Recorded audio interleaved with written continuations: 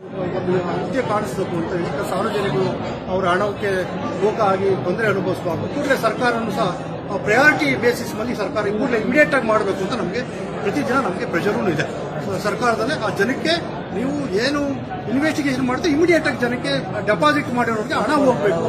ಅವಾಗ ಸರ್ಕಾರದ ಬಗ್ಗೆ ಒಂದು ನಂಬಿಕೆ ಬರ್ತದೆ. ಹಣ ವಾಪಸ್ ಹೋಗಿಲ್ಲ ಅನ್ನೋದಾದ್ರೆ ನಾವೆಲ್ಲ ಮಾಡ್ತಾ ಕೂತ್ಕೊಂಡು ಏನು ಪ್ರಯೋಜನ? ಅಲ್ಟಿಮೇಟ್ಲಿ ನಾವು ರೀಚ್ ಆದ್ರೆ ಏನೋ ಮಾಡ್ತಾ ಇದೆ, ಅಧಿಕಾರಿಗಳು ಮಾಡ್ತಾ ಇದ್ದಾರೆ, ಸರ್ಕಾರದಿಂದ ಏನೋ ಆಗ್ತಿದೆ ಅಂತ ನಿಮಗೊಂದು ಭಾವನೆ ಬರುತ್ತೆ. ಆ ಹಿನ್ನೆಲೆ ಒಳಗೆ ನಾವು ಕಾರ್ಯಪ್ರವೃತ್ತರಾಗಿದ್ದೀವಿ. ನಿಮ್ಮ ಸಹಕಾರ ಇರಲಿ.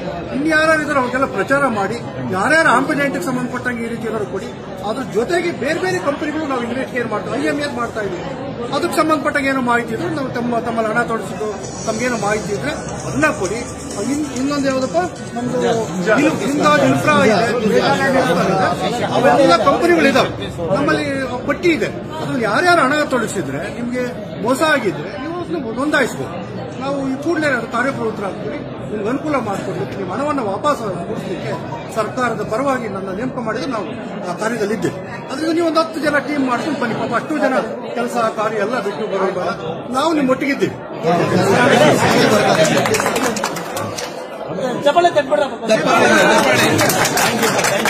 ಗವರ್ಮೆಂಟ್ ಸರ್, ಈಗ ಸಿಸಿಬಿನವರು ನಿಮಗೆ ಪಟ್ಟಿ ಕೊಟ್ಟಿದ್ದಾರೆ. ಸಿಸಿಬಿದು ಬರೀ ಬೆಂಗಳೂರು ಸರ್. ಸಿಸಿಬಿ ಅವರು ಬರೀ ಬೆಂಗಳೂರಿಗೆನಾ, ಇಲ್ಲ ಇಡೀ ಕರ್ನಾಟಕಕ್ಕ, ಇಲ್ಲ ಇಡೀ ಇಂಡಿಯಾದ? ಸಿಸಿಬಿ ಅವರು ಇನ್ವೆಸ್ಟಿಗೇಟ್ ಮಾಡಿ ಕರ್ನಾಟಕದ ಎಲ್ಲ ಭಾಗದಲ್ಲಿ ನಿಮಗೆ ಕೊಟ್ಟರು ನಾವು ತಗೊಳ್ತೀವಿ. ಒಂದು ನೀವು ತಗೊಳ್ತೀವಿ, ನಾವು ತಗೊಳ್ತೀವಿ. ಅಲ್ಲ, ಸಿಸಿಬಿ ಅವರು ಬೆಂಗಳೂರು ಲಿಮಿಟ್ ಒಳಗಡೆ ಮಾಡ್ತಾರೆ. ಬೆಂಗಳೂರು ಹೊರಭಾಗದಲ್ಲಿದ್ರೆ ನಮ್ಮ ನೇಮಕ ಅವರು ಕೊಡಬಹುದು. ಅದರಿಂದ ನಿಮ್ಗೆ ಅಂತ ಮಾಹಿತಿ ಇದ್ರೆ ಆ ಕನ್ಸರ್ನ್ ಪೊಲೀಸ್ ಸ್ಟೇಷನ್ ಲೆಟರ್ ಬರೀತೀವಿ, ಆ SP ಅವರಿಗೆ ನಾವು ಪತ್ರ ಬರೀತೀವಿ. ಅವರು ಅದ್ರ ಮೇಲೆ ಮೊಕದ್ದಮೆ ದಾಖಲು ಮಾಡಕ್ಕೆ.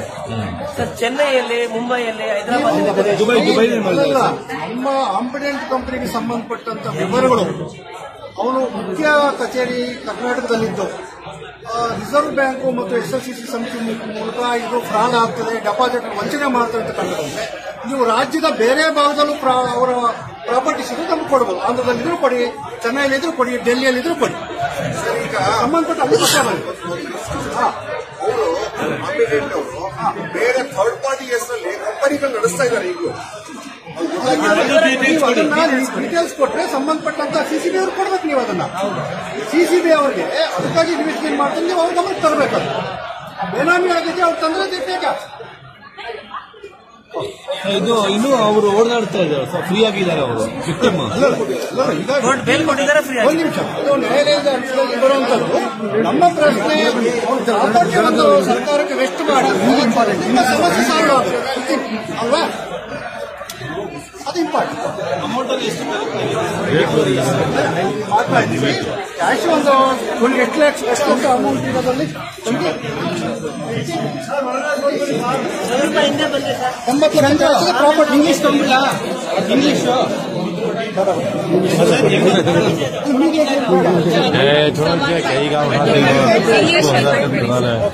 Sir, what is the status of the... No use.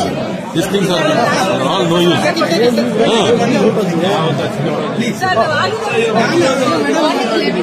Okay.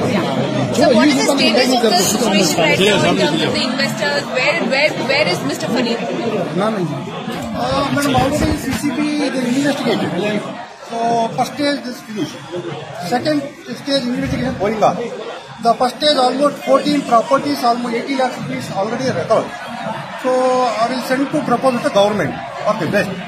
After the West, I will approach the concerned special court for the KP under KPADR. Then again take the permission of the court. Will go for an action. Were you able to locate the accused, sir? That's CCB only investigation there. That is their answer. I'm not. I'm only concerned about because of KPADR. We'll go for an action and collect the amount and distribute the depositors. So how hopeful are you in terms of collecting the amount? How? How hopeful are you in terms of collecting amount? Almost, I think, going on, madam. Say 14 properties. I think the second round going on. So now I think 14 properties are now identified, 80 lakhs recovered. So how much are these 14 properties worth? I think almost market value 100 crores, nearby 100 crores. So but the investors have given almost 800 crores. Now, There is no record. Now we will collect the information of the depositor. There is one stage. Then there is not an investigation going on. We collect some other properties. Not a conclusion. ಈಗ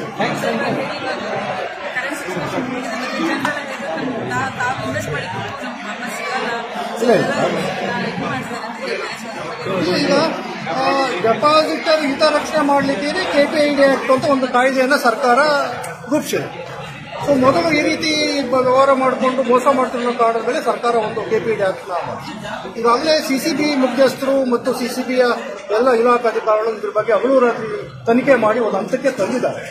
ಈಗ ನನ್ನ ಅಂಬಿಡೆಂಟ್ಗೆ ಸಂಬಂಧಪಟ್ಟ ಸಕ್ಷಮ ಪ್ರಾಧಿಕಾರ ನೇಮಕ ಮಾಡಿದ್ರೆ ನಾನು ಈಗ ಅದಕ್ಕೆ ಸಂಬಂಧಪಟ್ಟಂತ ಅವರು ಏನು ಐಡೆಂಟಿಫೈ ಮಾಡಿದ್ರೆ ಇನ್ವೆಸ್ಟಿಗೇಟ್ ಮಾಡಿದ ಪ್ರಾಪರ್ಟಿ ಕೊಟ್ಟಿದ್ದಾರೆ ಅದನ್ನ ಸರ್ಕಾರಕ್ಕೆ ವೆಸ್ಟ್ ಮಾಡ್ಲಿಕ್ಕೆ ಕೊಟ್ಟಿದ್ದೀವಿ.